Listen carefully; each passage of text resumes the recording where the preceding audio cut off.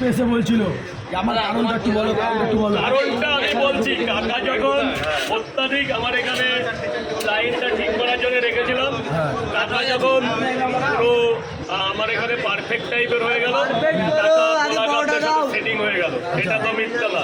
এবার ওনাকে ওদিকে ডেকে ডেকে নিয়ে যেত আর ওনাকে দোকান করার বুদ্ধি দিত। তাতে উনি পারে না বাংলা ভালো করে বলতে, উনি কি করে ব্যবসা করে। তো আজ আমি কাকাকে ডেকে, কাকা ব্যবসাটা করো, বেচা কিনে পরে ওদের সাথে কথা বলো। ঠিক আছে, এই বলে কাকা আমার ঘুমাই দিয়ে গেলাম, যেখান থেকে আমি পরোটা কিনে আনি সেটা কাকা দেখেছি। আমি যেখান থেকে 5 টাকা করে পরোটা কিনে আনি কাকাকে দিয়ে কিনাতাম। এবার কাকাকে 10,000 টাকা দিয়েছি, কাকা পরোটার পেমেন্টটা করে আসো, কাকা টাকা নিয়ে ভেগে এসছে। আমি 3 মাস ধরে কাকাকে খুঁজে পাচ্ছি না। আমি আর প্রসেনজিৎ আমার ভাই আমরা থানায় গেছিলাম।